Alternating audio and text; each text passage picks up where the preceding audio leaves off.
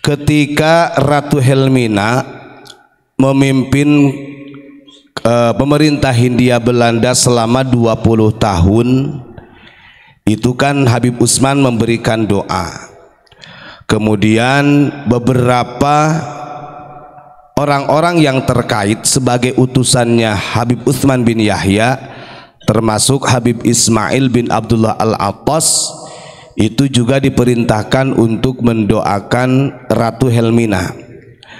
Dan ini memang sedikit demi sedikit akan terurai misi daripada visi pada waktu itu yang dilakukan oleh Mufti Batavia, sehingga seperti yang disampaikan tadi Al-Ustaz Abdul Mujib, kalau yang melawan Belanda itu dikatakan gurur, artinya pemberontak, sehingga banyak ulama-ulama kita pada waktu itu dari kaum petani, ulama-ulama kita yang dihukum mati, digantung gara-gara fatwanya daripada Mufti Batavia.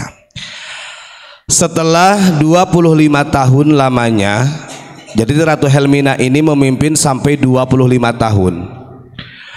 Nah, di kepemimpinan Ratu Helmina setelah 25 tahun, Mufti Batavia ini menulis syair pujian, dan ini dibacakan di majelis-majelis. Orang kalau nggak tahu kan memang ini juga kan repot, tulisannya menggunakan bahasa Arab walaupun Arab pegon sebenarnya. Jadi ini pujian yang ditulis oleh Habib Utsman bin Yahya untuk kerajaan Hindia Belanda yang pada waktu itu sudah memimpin 25 tahun. Nah, ini monggo Pak Sakur bisa di zoom dulu. Ini masalahnya manuskrip. Nanti saya bacakan. Ya, yang terpenting kita artinya ngomong bukan mengada-ngada begitu. Kalau mengada-ngada kan kita juga bahaya. Nanti timbulnya fitnah. Sudah, oke. Ini saya bacakan ya. Karena memang ini menggunakan abjad Arab tapi bahasa Melayu. Ditulis menggunakan bahar sebenarnya. Kan ini kan berarti betul kata Pak Mujib, Habib Utsman ini orang pinter.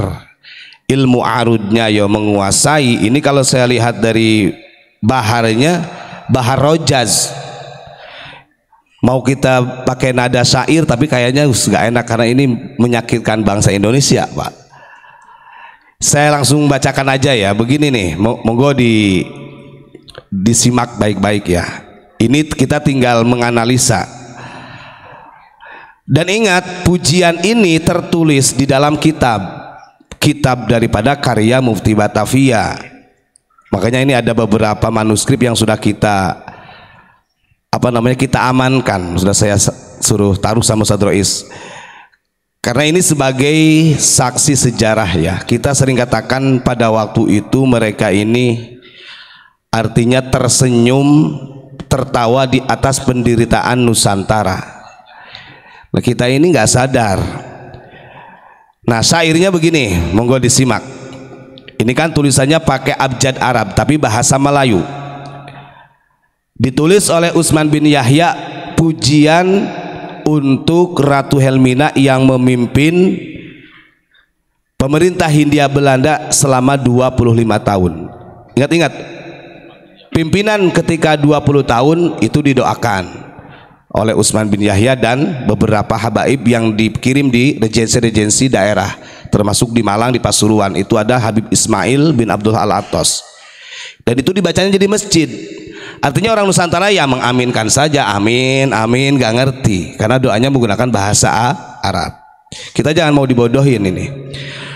Nah, pujian yang ditulis oleh Utsman bin Yahya untuk pemerintah Hindia Belanda yang sudah memimpin 25 tahun seperti berikut. 25 tahun telah bersudah, waras dan subur kerajaan Belanda. Wahai daulatku Sri Baginda yang dipertuankan sepenuhnya dada. Ini makanya menggunakan, kalau dalam bahasa syair itu qawafi, ujung-ujungnya memang harus pas. Nanti kita pahami sedikit demi sedikit. Peliharalah wahai Tuhanku lama dan selamat dia memangku, artinya memimpin. warisan kerajaan dengan berlaku hakim yang adil menurut buku, artinya ketentuan daripada Mufti Batavia. Lanjutkan Tuhanku, ia punya umur, berikanlah afiat badan sekujur. Nah, ini doa dalam pujiannya. Hindia Belanda, biarlah subur lagi tahta kerajaan bertambah makmur, lantaran punggawa yang bersetia. Nah, punggawanya siapa yang setia pada waktu itu? Punggawanya orang Nusantara? Ya bukan. Manis dan pahit ada sedia, yang berbuat baik dapat bahagia, bagi penjahat dapat bahaya. Ini kita ya, karena ini kan kita dulu itu banyak perlawanan dari Nusantara. Kalau melawan mereka kita dianggap pemberontak, kita dianggap penjajah, padahal kita ini dijajah. Marilah rakyat, tuan dan muda, ini ajakan terakhirnya. Terimakanlah selamat bagi baginda, amanat penutup apa yang ada, hiduplah kekal kerajaan Hindia Belanda. Ujungnya begitu. Ya ini tinggal dianalisa saja, kita punya akal, kita bisa mentaswir, mentakbir dari kalimat tersebut. Walaupun banyak sarkas sebenarnya, tapi kalau kita pahami dari awal sampai ujung ya pada intinya tetap hampir sama dengan doa yang sudah ditulis oleh mereka, menginginkan di Nusantara ini pemerintah Hindia Belanda selamanya. Nah, kira-kira jahat apa tidak ini? Jahat apa tidak? Lawan jangan. Ya lawan atuh. Orang mereka aja berani takbir-takbir di jalan, kita kok gak berani. Gitu ya. Jadi terakhir dalam pujiannya, amanat penutup apa yang ada, hiduplah kekal kerajaan Hindia Belanda. Nah, kira-kira ini dibacakan, pujian ini dibacakan pada waktu itu di majelis-majelis ilmu, karena ini ditulis langsung dari Mufti Batavia. Nulisnya seorang mufti kok, artinya orang yang sangat berpengaruh di dalam bidang agama. Bangsa Indonesia itu paling mudah dikelabui kalau menggunakan jargon agama. Kalau mau perang kontak fisik sama babu runcing kan jadi lawan. Indonesia gak pernah takut. Paling lemah Indonesia ini dengan jargon agama. Orang membawa kalimat takbir saja bisa tunduk kok. Padahal itu bukan ajaran baginda Rasulullah Shallallahu Alaihi Wasallam. Kenapa? Nah, ini sedikit saya tambahin ya. Itu tadi bukti bahwa Mufti Batavia ini memang betul-betul membela mereka. Mau mereka mengatakan ini kan siasat, kan sering ada pembelaan, mengkanter dari apa yang kita sampaikan. Ini kan siasat mereka, siasat daripada habaib, kan begitu. Kita tidak masuk akal kalau ini dikatakan siasat, karena sudah terlanjur banyak korban. Seharusnya kalau siasat ya, kalau satu korban gak jadi masalah. Ini banyak berapa ulama Banten yang dihukum mati digantung. Monggo kalau buka sejarah geger Cilegon, bahkan diungsikan, termasuk Kiai Arsyad Tawil itu diungsikan juga, terancam.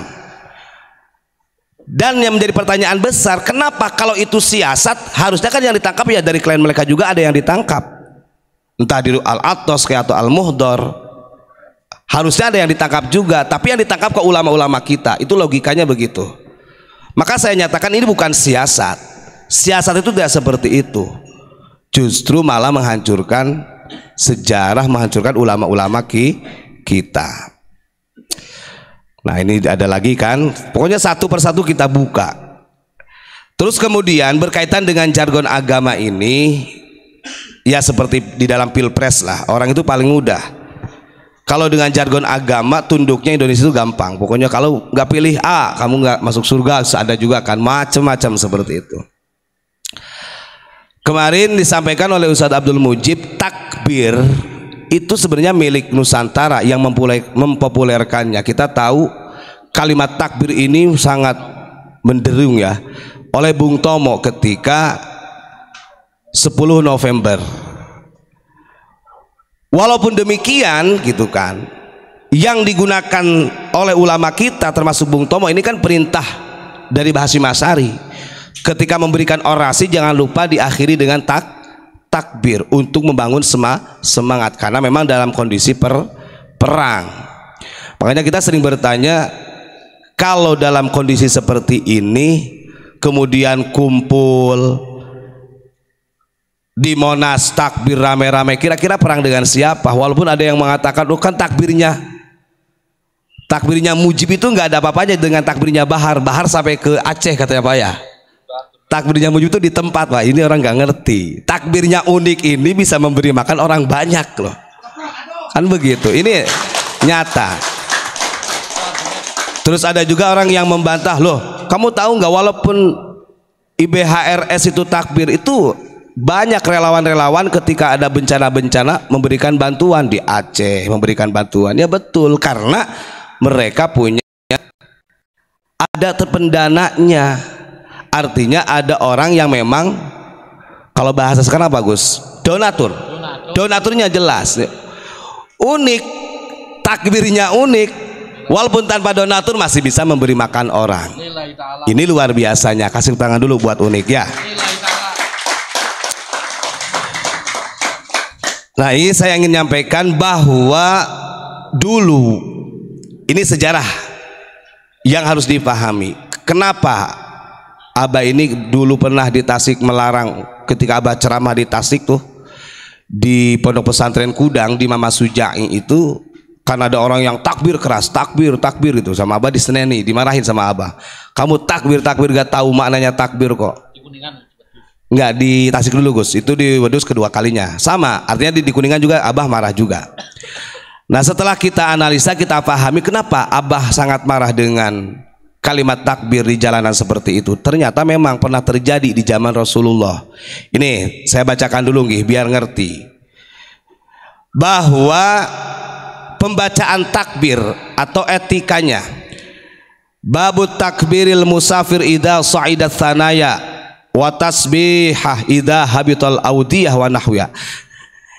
Rawaina fi sahihil Bukhari an Jabir radhiyallahu anhu qala idza kunna idza sa'idna kabbarna wa idza nazzalna sabbahna.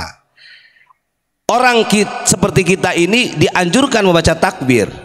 Tapi kalau di perjalanan kita dianjurkan membaca takbir itu ketika kalau di perjalanan naik. Kita naik ke gunung itu baca takbir Allahu Akbar. Wa idza nazzalna sabbahna. Kalau kita turun lurus-lurus aja ya cukup dengan subhanallah.